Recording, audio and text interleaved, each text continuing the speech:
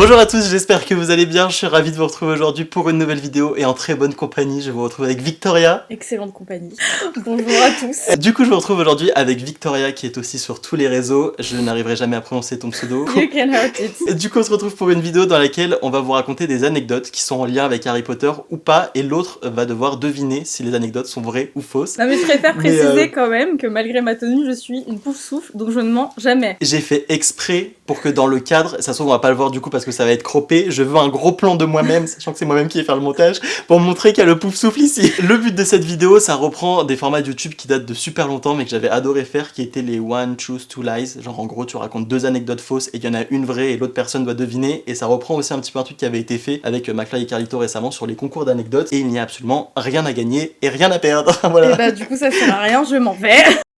Bref, du coup, vous pouvez retrouver tous les réseaux de Victoria juste en dessous et on commence tout de suite la vidéo. Et n'hésitez pas surtout à jouer avec nous dans les commentaires, essayer de deviner, de jouer vraiment le jeu, savoir si à votre avis les anecdotes sont vraies ou fausses. Je suis un peu une vieille de la vieille. Si, je suis une vieille de la vieille. Ce qui fait que quand Harry Potter le premier est sorti au cinéma, j'avais 8 ans. Ça annonce déjà mon âge avancé dans la vie. Je fais partie des personnes qui peuvent dire aujourd'hui que j'ai vu tous les Harry Potter au cinéma.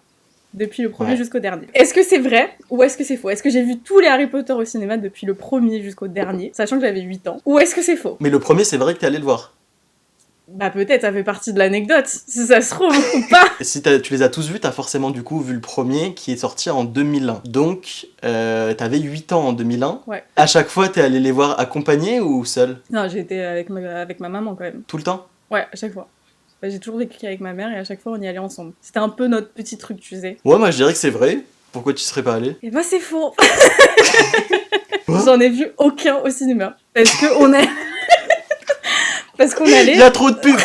Parce qu'on allait jamais au cinéma, genre j'allais jamais au cinéma et j'en ai vu aucun. Et tous ceux que j'ai vus, je les ai vus parce que je les ai achetés en cassette le premier. Et après je les ai tous vus à la télé ou quoi, mais je suis jamais allée au cinéma pour voir Harry Potter. Ah merde, putain, bah, j'y croyais et tout. Moi tu sais que j'en ai vu qu'un seul, j'ai vu le 7 partie 2. Ah voilà. Ouais d'accord, ok, t'as vu le dernier. C'est le seul que j'ai pu voir au cinéma. T'as un point on va dire? J'ai trop hâte de gagner rien. À mon tour du coup pour ma première anecdote, elle remonte à un petit moment, mais moins longtemps que 2001 quand même, on va pas abuser. J'ai passé un casting avec un représentant légal parce que j'étais mineur encore à ce moment-là.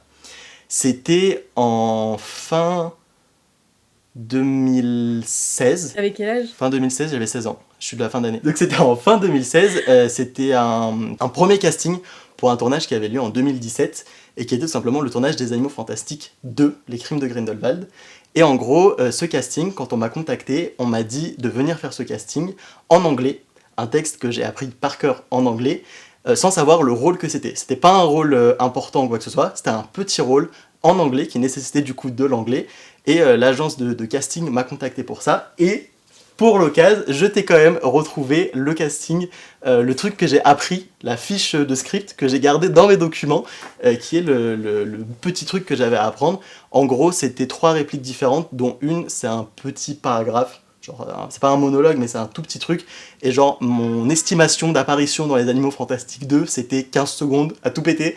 Mais c'était quand même le petit rôle. À la fin du casting, j'ai eu un retour comme quoi ça serait pas ok. Pourquoi? Pourquoi c'était pas ok? De quoi? Pourquoi t'as pas été? Je pense que c'était l'anglais. Honnêtement, je pense que c'était l'anglais, mais ils étaient tellement débordés que j'ai eu un pauvre mail pour me dire non. Je m'étais déplacé et tout pour faire le truc. Tous les coups, tu m'as montré la feuille de ton truc d'impôt. Fin d'année 2016. Il est sorti quand, les Animaux Fantastiques 2? Fin 2018. Il est sorti en novembre 2018. L'avant-première, c'était en novembre 2018. Franchement, j'ai très envie d'y croire, mais je vais dire que c'est faux. C'est faux? Ouais, je vais dire que c'est faux. C'est complètement faux et c'est mon bilan annuel de ma société. Non, ok, c'était bien joué, c'était bien joué. Le coup du j'ai le script et tout, c'était bien joué. Mais je ne suis pas si. Je me suis demandé si ça faisait trop ou pas, et du coup j'ai dit bon allez, on l'attend. Non, c'est pas mal, c'est pas mal, c'est pas mal. Non, franchement, ça aurait été cool que ce soit vrai. Donc j'ai quand même 2 points pour gagner rien. Mon anecdote, c'est une anecdote assez courte et elle remonte au confinement du coup d'il y a 2 ans maintenant, qui était une période pendant laquelle je publiais énormément de vidéos, j'étais ultra actif, genre vraiment c'était abusé, j'étais d'ailleurs un peu à ça du burn-out à la fin. Et tu sais qu'il y a eu la diffusion des films Harry Potter sur TF1 à ce moment-là, qui sont repassés, et je me suis dit ok, il faut absolument faire un truc avec les acteurs d'Harry Potter. Pas ultra fan des acteurs moi à la base, mais je me suis dit vas-y, c'est une super bonne idée là de faire un truc avec les acteurs et tout. Au culot, mais quand je te dis vraiment au culot, je me suis dit j'ai envie de contacter les acteurs d'Harry Potter. Et donc j'ai contacté Sharon, qui est l'agent d'Emma Watson, chez MZ2S, qui est en gros son agence de talent. Et du coup, en plein confinement, pendant la pandémie, je l'ai contacté et je lui proposais le projet de faire une mini-interview, une mini-visio de 15 minutes avec un format qui pouvait s'adapter sur TikTok, sur Instagram et sur YouTube. Et je lui explique un peu tout ce que je fais, principe de ma chaîne, que je suis français, machin, blabla. Du coup, j'envoie ça. Mais vraiment, genre, je me suis dit, vas-y, c'est un truc perdu, mais tu l'envoies et tu verras ce que ça donne. Elle m'a répondu 2 semaines plus tard. Genre, quand j'ai vu son mail avec le décalage horaire en plus, je me suis réveillé et je l'ai vu, genre sur mon téléphone, parce que c'est le premier truc que je fais dès que je me réveille, et j'ai vu son mail, et j'étais là en mode ok, parce que du coup l'agence est aux États-Unis. Ouais, ce que j'allais te demander. Du truc. Et elle me dit, écoutez, pourquoi pas, machin, on essaye d'en discuter et tout. On se cale une visio pour en parler et elle me donne une date. Donc il n'y avait pas plus de précision, je savais pas si à ce meeting-là il y aurait Emma Watson ou pas, s'il y aurait que l'agence, s'il y aurait d'autres représentants, s'il y aurait d'autres trucs ou quoi. Et donc j'étais en mode, ok, vas-y, j'ai trop hâte. Arrive la semaine de ce fameux rendez-vous. Le rendez-vous était en milieu de semaine, si je me rappelle bien, parce que j'étais ultra excité en début de semaine. Et en même temps, j'étais en mode, est-ce que je renvoie un mail et je veux pas faire le forceur, parce que genre on le fait sur quoi? Sur Google Meet, vous avez un truc sécurisé, enfin tu sais, genre en fait vraiment je sais pas comment ça se passe et tout, qui est-ce qu'il y aura, et je me suis dit vas-y t'envoies rien et puis tu verras la veille ou un truc comme ça. Tout début de semaine encore, ça devait être 2-3 jours avant, je reçois un message pour me dire que malheureusement ce sera pas possible de faire ce rendez-vous là, ce premier rendez-vous, et qu'elle me souhaite une super continuation dans la suite de mes projets et tout ça. Elle a même pas pu en parler je pense à Emma Watson ni rien du tout, mais sur le coup elle a dit que c'était un projet qui était cool, surtout en plein confinement machin, mais que malheureusement elle donnait pas suite et qu'il y aurait même pas ce premier rendez-vous de pré quelque chose, tu vois. Et elle t'a donné une raison pour le fait que ça pourrait pas se faire ou pas? Bah j'avais genre une espèce de formule de politesse du type c'est pas dans les projets actuels d'Emma, et puis avec la reprise machin de tout ce qui est à venir et tout, c'est pas quelque chose qui est envisageable. Et en même temps, moi je t'avoue que j'étais un peu frustré parce que je m'attendais à avoir cette réponse là mais au premier échange. Et en fait j'ai eu un truc de bah écoutez, on essaye de se faire un truc pour un point pour en parler et tout. Je me suis dit, à partir du moment où tu cales un point pour en parler, c'est que tu te dis, il y a possibilité du projet, tu vois, tu as l'éventualité que ça se passe. Est-ce que cette anecdote est vraie ou fausse? Je vais dire vrai. Je sais pas pourquoi, mais en fait, dans un sens, j'ai envie de dire vrai. Et je me dis peut-être que tu en aurais parlé si c'était vrai, mais peut-être pas par ego. Tu sais, en mode ça a failli se faire, mais finalement non. Donc je vais dire vrai. Eh ben, c'est complètement faux. J'ai commencé à me paumer dans mon histoire en te parlant de nuit, j'ai commencé à inventer que son agence était aux États-Unis et tout, j'ai à moitié paniqué. Ça aurait pu. Mais voilà. Anecdote Harry Potter. Tu le sais déjà, j'ai pas vu les Harry Potter au cinéma. Par contre, il y a un des Harry Potter en particulier que j'ai vu donc plus tard, qui m'a traumatisée, notamment pour une scène qui est Harry Potter et la coupe de feu. Et c'est la scène avec les sirènes. Et cette scène m'a traumatisée. Faut savoir que je suis quelqu'un de très sensible, ok? Il y a des choses... Moi, en fait, quand je regarde un film, je suis dans le film, tu vois, je vis le film. C'est pas je regarde, c'est je suis dedans, tu vois. Donc cette scène m'a traumatisée, ce qui fait que Harry Potter et la coupe de feu, je ne l'ai vu qu'une seule fois. Et je n'ai pas réussi à le revoir, en tout cas en entier, après, par la suite, avant, je crois, l'année dernière, quand je me suis refait un petit marathon. Et ça m'avait fait la même chose quand j'étais petite pour la petite sirène, avec la méchante là, Ursula. Est-ce vrai ou est-ce faux? J'argumente même pas, je pense que c'est vrai. C'est faux. C'est vrai? Je me suis dit, bah, vas-y, ça lui va bien, qu'elle ait peur de la petite sirène. J'avais vraiment peur de la petite sirène quand j'étais petite. J'avais vraiment peur d'Ursula, mais pour de vrai, elle m'a traumatisée. Et tu sais que même après, j'étais en mode, est-ce que ça l'a plus traumatisée que la chambre des secrets? J'étais en mode, bon, soit, pourquoi pas. Ouais, mais tu vois, je me suis dit, si je fais un rapport avec Ursula, tu peux te dire c'est des trucs dans l'eau. Et peut-être qu'il y a vraiment un thème, tu vois. Genre, en vrai, j'ai peur de l'eau, mais j'ai pas été traumatisée de Harry Potter. Alors là, on se met dans un autre mood, c'est un peu plus... Enfin, c'est pas forcément triste, mais c'est bête. Pendant l'écriture de mon livre, donc c'était... ça a duré 1 an, en gros. C'était un petit peu moins, c'était vraiment condensé sur les 6 premiers mois, on va dire. J'écrivais au début au fur et à mesure, et il y a un moment où je me suis vraiment mis dans l'écriture en mode vas-y, tu te mets dans ta bulle. Donc il y a eu un moment où je suis arrivé sur des chapitres qui étaient un petit peu plus difficiles, qui étaient très personnels, et en fait ce livre a réellement été une thérapie pour moi, et c'était tellement intense de sortir des mots sur des situations que j'avais vécues et qui me faisaient mal, que, enfin même tu vois là encore ça me fait quelque chose, tu vois, de repenser à ça, et c'était une période ultra particulière, et à un moment, je me suis mis tellement dans ma bulle que je me suis dit, ok, là en fait, il faut que tu extériorises tout ce que tu as en toi, pas de mal, mais qui est verrouillé, et il faut que tu arrives à le mettre sur papier, et tu sais pas si tu garderas tout pour le publier, tu sais pas si tu verras ça avec ton éditrice plus tard, mais vraiment le truc c'est de tout sortir. Et j'ai fait un truc qui est bête aujourd'hui entre guillemets, mais je me suis complètement isolé. Et je me suis dit, vas-y, sans prévenir personne, j'ai éteint mon téléphone, j'ai fermé mon ordinateur et je me suis dit, tu repasses à du papier. Genre, je voulais le contact du truc, j'ai pris mon stylo, mon papier, j'ai tout coupé et je me suis mis à écrire. Nuit et jour, genre, je devenais complètement zinzin. Mais quand je te dis zinzin, c'est zinzin. Je me suis mis à écrire. Juste, je pensais à ça en fait. Je voyais plus le temps passer, je sortais des trucs qui me faisait incroyablement mal et en même temps qui me faisait presque du bien. Et en fait, j'ai réellement déconnecté pendant 4 jours. Mais en fait, 4 jours, dans le monde d'aujourd'hui, c'est hyper long. Parce que j'ai littéralement prévenu et donné aucune nouvelle à personne pendant 4 jours. Ce qui s'est passé du coup, c'est que je suis pas très proche de gens de ma famille ni rien du tout. Genre, ils sont un petit peu loin, donc ils peuvent pas venir comme ça. Et ce qui s'est passé, c'est qu'au bout de 4 jours, ça a toqué très très fort à ma porte. J'étais dans cet appart, hein, donc c'était juste ici. Ça a toqué très très fort à ma porte et j'ai ouvert la porte et je suis tombé face à 2 pompiers qui ont été ultra surpris que j'ouvre la porte et qui m'ont expliqué en gros que c'était des membres de ma famille qui avaient prévenu les pompiers pour venir voir si il s'était pas passé quelque chose parce que mon téléphone ne répondait plus. Est-ce que cette anecdote est vraie ou fausse ? Est-ce que t'avais des OP en cours à ce moment-là? Est-ce que t'avais du taf ou pas, en dehors de ton livre? Je pense que j'ai pas planifié, genre je vais avoir X OP qui va tomber, X machin. Parce que je t'ai dit que c'est ma tête qui a vrillé, donc j'étais vraiment pas dans le calcul ni du travail ni rien du tout. Je me suis juste mis à... je sais pas si j'avais des OP en cours, mais en vrai je pense pas. Après sur 4 jours, c'est pas très grand, tu vois, 4 jours. Et c'était la période, c'était les 6 mois où j'ai presque pas posté en story Instagram, donc ça s'est pas du tout vu. J'ai envie de dire que c'est vrai, mais en même temps je me dis, parce que tu vois, toi et moi on sait ce que c'est, et je sais que moi, même juste éteindre mon téléphone une journée, même quand je vais super mal, j'y arrive pas parce que j'ai ce côté pro dans ma tête qui me dit tu peux pas parce qu'on sait jamais si tu vois t'as un truc. Et du coup, ça me ferait vraiment très mal au cœur si c'est vrai et j'espère que c'est pas vrai, mais du coup je vais dire faux juste pour ce détail là. Même si Dieu seul sait à quel point moi j'aimerais des fois faire ça, je sais que j'y arriverai pas juste pour ça. Donc du coup je te dirais faux. Ouais, c'est complètement faux. Voilà. J'ai été un fou pendant l'écriture de mon livre, ça a été vraiment une thérapie, il y a plein de sujets qui m'ont libéré et tout, mais j'ai toujours répondu à ma maman en 3 minutes, et en plus elle habite pas très très loin, donc elle peut revenir, quoi.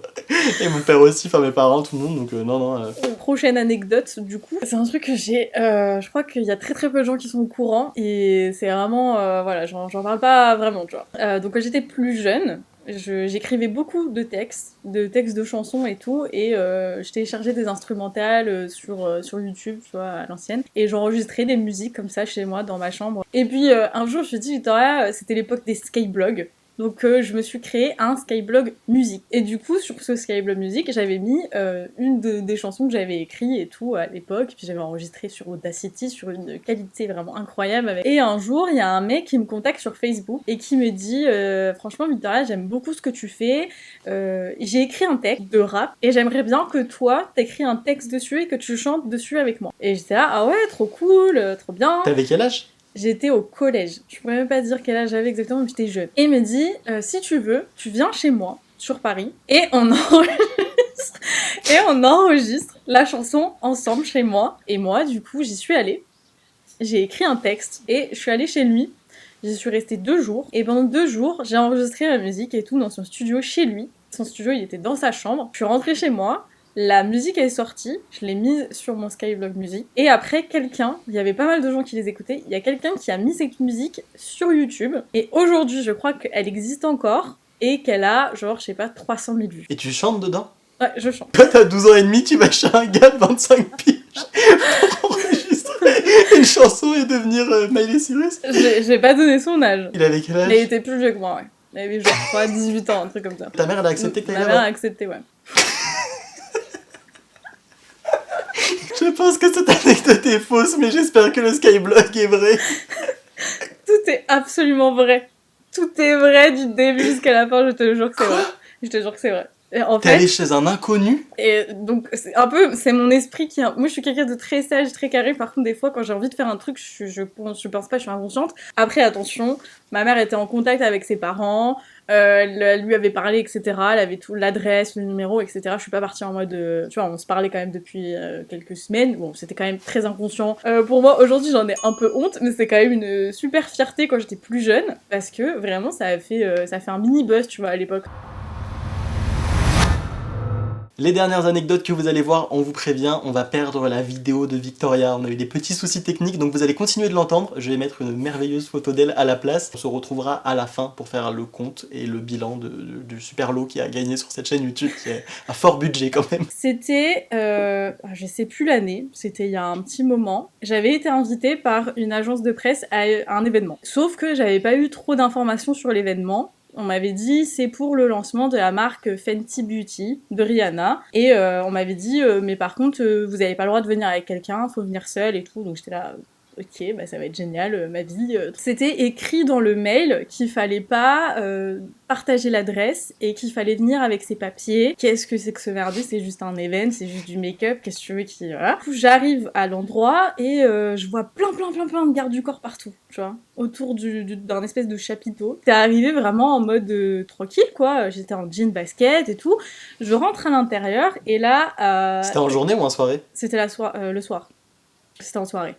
Et je rentre et je vois plein de photographes, tu vois, genre devant moi, et derrière moi, tu sais, un truc de photobooth, tu vois, genre aux avant-premières et tout. Je rentre dans la soirée, c'est plutôt vide, il y a pas grand-chose, et je me dis, bon, moi, je vais pas rester longtemps, tu vois, parce que je suis toute seule, et je vais me faire chier assez vite. Tout le monde était stressé, genre, tout le monde était pas bien, genre, je me suis dit, mais qu'est-ce qui se passe? À un moment, je me pose à un endroit, genre, un peu plus tard dans la soirée, tu vois, genre, je sais pas, 20 minutes plus tard, et là, Rihanna qui débarque sur une scène, devant moi, genre, à 1 mètre de moi, comme ça. Tout le monde était au courant dans cette soirée, sauf moi. Et du coup, j'ai passé la soirée avec Rihanna, qui était dans la même pièce que moi, qui prenait des shots, qui mangeait des burgers et tout le long de la soirée. Tu lui as parlé?